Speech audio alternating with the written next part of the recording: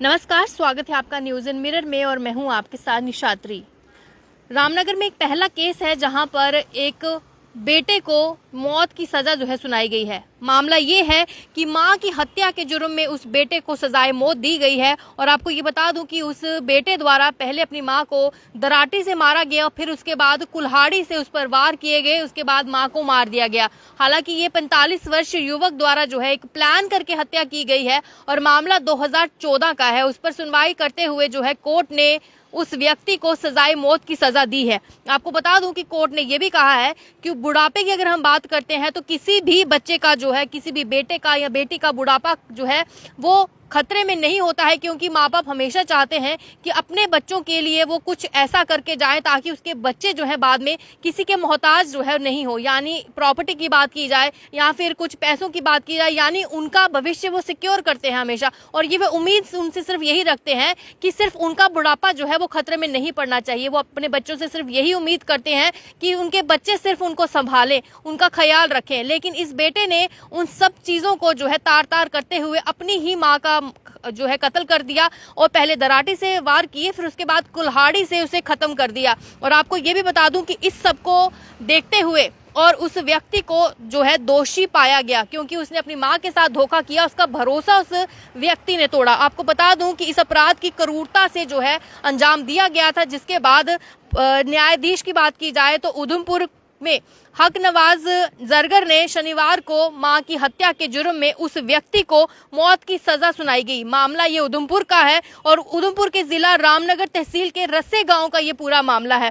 दोषी जीत सिंह ने मां की हत्या की थी और उस दोषी ने पहले उसे दराटी से वार किए। जब दराटी से वार किए तो घायल हो गई मां, लेकिन उससे भी संतुष्टि नहीं हुई। उसके बाद कुल्हाड़ी से मारा गया और पूरा जिंदगी जो थी अपनी मां की उसने खत्म कर दी। आपको ये भी बता दें कि इस वारदात को बताया जा रहा है कि एक प्लान के तहत जो है पूरे तरीके से निभाया गया था और उसको होश में अंजाम दिया था। ऐसा नहीं है कि उस समय दोषी जो है वो किसी नशे में था या शराब पी थी या और किसी तरीके का नशा जो था उसने किया था। कोई नशा नहीं किया था, पूरे होश में इस हत्या को अंजाम जो है उस व्यक्ति ने दिया है।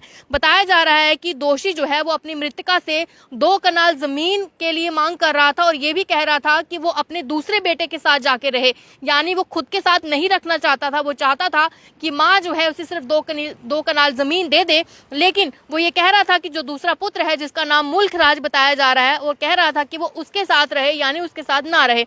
आपको बता दूं कि ये मामला सितंबर 2014 का है और कोर्ट ने कहा है कि किसी बुढ़ापे का जो है, जिस तरीके से किसी का भी बुढ़ापा जो है उसके बेटे ने ही खतरे में डाल दिया। इस सबको देखते हुए न्यायाधीश ने जो है एक उच्च न्याय किया। और आपको बता दूं कि जो माताएं हैं वो हमेशा अपने बच्चों का भला चाहती हैं, उनका भविष्य जो है वो चाहती हैं कि हमेशा उज्जवल रहे। इसके लिए वो पहले से ही प्लानिंग शुरू कर देती हैं। आपको बता दूं कि जिस माँ को इस बेटे ने मारा है वो माँ पहले से ही विधवा थी, यानी उस व्यक्ति का पिता भी नहीं था, लेकिन उसके बावजूद उसे कोई तरस नहीं आया, उसने इतने बड़े हत्या को अंजाम दे दिया। और आपको ये बता दूं कि ये अपराध जो है वो क्रूरता तरीके से किया गया है, क्योंकि दराटी से वार किए गए। जब मां जख्मी हो गई, चीख पुकार करने लगी, उतने में संतुष्टि नहीं आई, उसने बार बार कुल्हाड़ी से वार किया और उसे मार दिया। और आपको बता दूं कि इसमें जो मृतका थी बताया जा रहा है कि वो विधवा थी, असहाय थी और वो सिर्फ यही चाहती थी कि उनके बेटा जो है उनके बुढ़ापे का सहारा बने। आपको बता दूं कि ये भी बताया जा रहा है कि जो मृतका थी उस समय निहत्थी थी, उसके पास कोई भी हथियार नहीं था। कोर्ट ने इस वारदात को जो है पूरी निश्चित रूप से मानवता के अस्तित्व को जो है बोला है कि चोट पहुंचाई है, क्योंकि इससे सोसाइटी में एक गलत एग्जाम्पल सेट होती है। एक बेटा अगर ऐसा कर सकता है, अगर इसे सजा नहीं होगी, आने वाले समय में कोई भी इस तरीके का अपराध करने को अंजाम कर सकता है। आपको बता दूं कि बताया जा रहा है कि इसको सबको देखते हुए और अपराध जो है वो इस सबको अपराध को एक अलग समाज के नजरिए से देखते हुए समाज की चेतना को भी झंझोड़ता है। और आपको ये भी बता दूं कि इस पर न्यायाधीश ने एक न्याय किया है जो आपको मैंने बताया है। और यहीं पर आपको बता दूं कि दोषी की जो उम्र बताई जा रही है 45 साल की बताई जा रही है और उसका ये आपराधिक इतिहास है कि उसने पहले भी कुछ इस तरीके के मामले में उसका जो नाम है वो रहा है।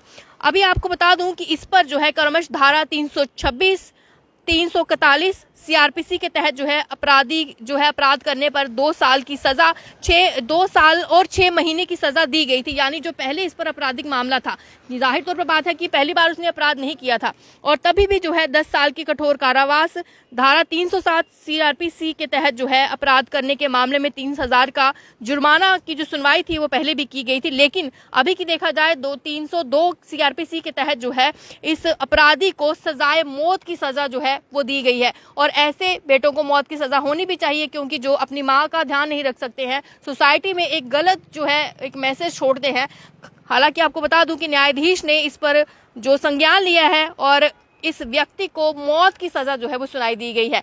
फिलहाल अपनी राय जरूर रखिएगा कि ऐसे लोग समाज में किस तरीके के एग्जाम्पल सेट करते हैं और क्या इस अपराधी को और इस तरीके जो सजा थी वो होनी चाहिए थी। फिलहाल तक के लिए मुझे दीजिए इजाजत। नमस्कार।